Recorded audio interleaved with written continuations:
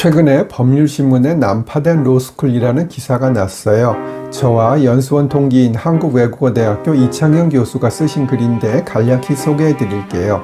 외대의 수강생 중 60% 정도가 다른 로스쿨에 가고 싶어서 반수 중이라고 하고요. 로스쿨 최종 합격자 1차 발표가 나자마자 10명 정도가 강의에 불참했다고 해요. 결국은 서울대를 제외한 나머지 로스쿨 모두에서 이런 현상이 만연한다고 하네요. 대략 로스쿨생의 30% 정도가 로스쿨 입학을 위한 리트 시험에 재응시했고 어느 로스쿨은 거의 80% 정도나 된다고 해요.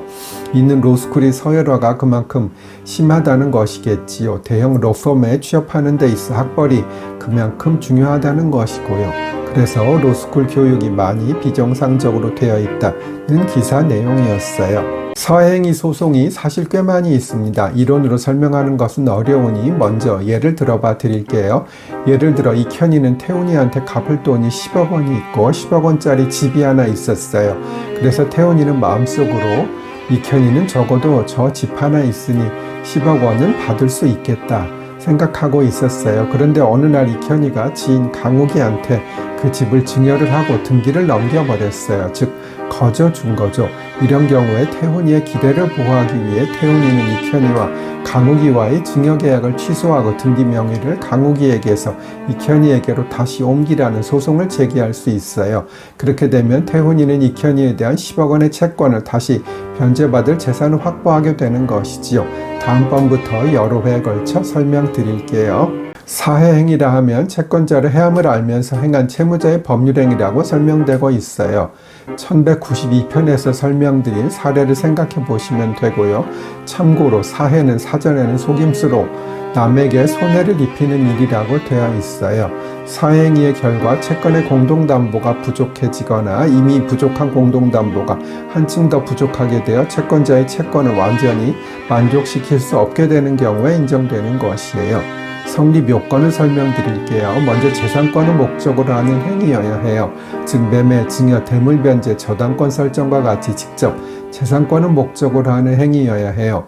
위와 같은 계약이 아니라 단독 행위에 해당하는 권리의 포기, 채무의 면제 등도 포함되어요.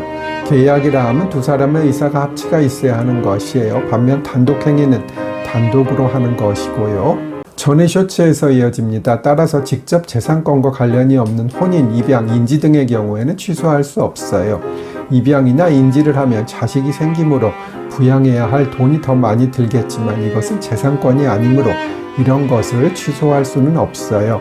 입양은 법률상 부모-자식 관계를 형성하는 것을 말하고요. 인지는 혈연상 내 자식임을 인정하는 행위를 말해요. 만약 재산의 증가를 거부하는 행위가 있다면 사행위 취소의 대상이 될까요?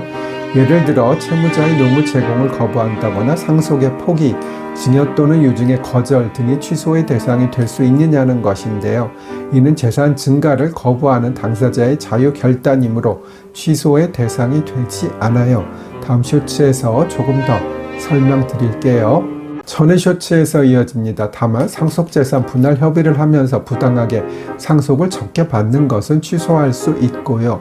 소멸시효의 이익을 포기하는 것도 취소가 가능해요. 부담하지 않아도 될 채무를 새롭게 부담하는 것이기 때문이에요. 이혼으로 인한 재산 분할의 경우에는 원칙적으로는 사행위 취소의 대상이 안 된다고 해요. 다만 상당한 정도를 초과하여 재산을 분할한 경우에는 사행위 취소의 대상이 되고요.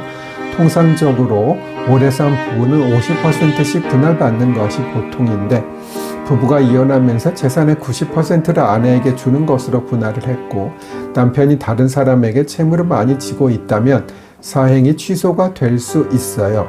공법상의 허가권, 예를 들어 공유수면, 점용 허가권 등 자유롭게 양도할 수 있는 경우에는 사행위 취소의 대상이 될 수도 있어요.